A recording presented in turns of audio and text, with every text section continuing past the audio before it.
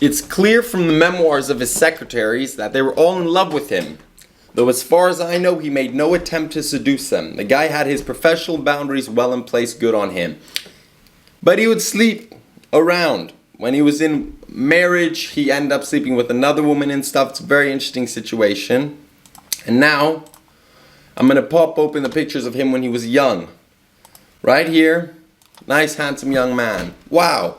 Even if it's a non-colored image, you can see that his eyes were explosive, straight up. Going to the next one, look at this similarity. This is crazy. Look at his similarity to Cillian Murphy.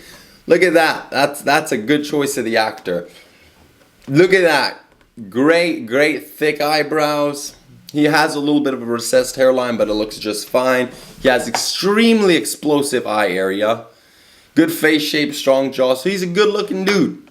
We're psychoanalyzing. We're not psycho. We're physically analyzing Oppenheimer. That's funny. And yeah, so it makes sense, especially back in that day. I don't think dudes were as attractive. People have become more attractive over time. And yeah, and here, another one. I mean, it's a funny picture, funny angle, but you can see strong jaw, decent lip size, very beautiful eye area. So he was a powerful dude, apart from the fact, of course, that he was very intelligent and the people he would hang out with were the more intellectual type. And believe it or not, wow, girls who aren't into intelligence will like a dude who's intelligent, but of course, looks still matters. You can see here. What do I want to take away with it? He was a pretty miserable dude. He was a pretty burdened dude. I think promiscuity had to play a part with it. He had his first wife. He ended up cheating on her with another married woman and married that woman.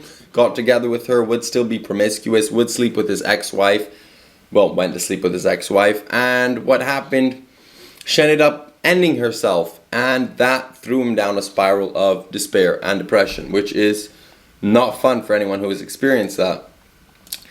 And this is something I want to say. Everyone is kind of desiring to be rich and famous and successful. Not all of you, probably not you guys who are black-pilled. You probably just want to be very attractive.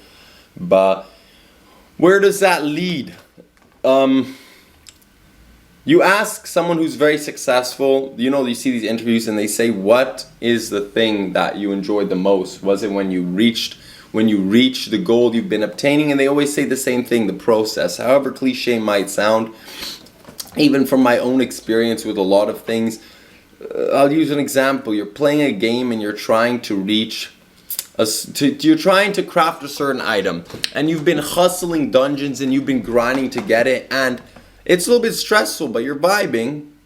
And once you get it, you're excited for maybe like a couple of hours, maybe even that whole day you're using it. And after, you don't give a rat's ass and you're on to the next thing. But what you do enjoy and what you did enjoy and you remember was the process of reaching it. And I think that's the same thing and the same sort of scenario as in real life, as well as in real life. A lot of these dudes, they reach a certain point. They wanted to make $1 million. They reach $1 million.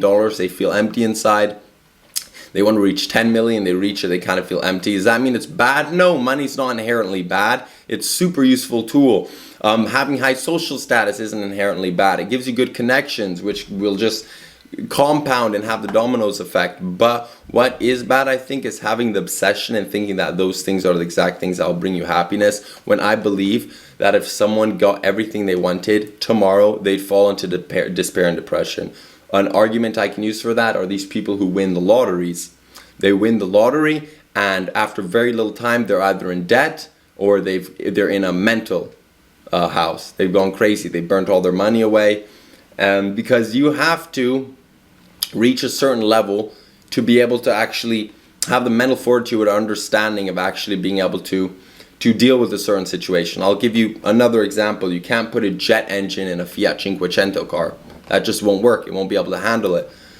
It's a little bit different with looks, but at the same time, I think if you give a dude a lot of looks, like a true mental cell, not like you dudes, most of the dudes following my channel, you're not mental cells, especially in my Discord, you've come to reality and understanding. But to the classic mental cells that are like the guys that are posting all the like, it's over if you're not this tall, it's over if you don't look like this. I bet you if you made that dude a Chad Light tomorrow, and he'd start getting some attention from women, he would still be totally mogged. And I see this in real life. I have I've had 2 friends who are Chad Lights, and they're still virgins. They're around my age. I'm 25. And guess what? Because they don't know how to handle female attention, even if they get it. Because if you don't have any understanding of how to talk to a woman or interact with a human being, much less just a woman, trust me, it's going to be no different.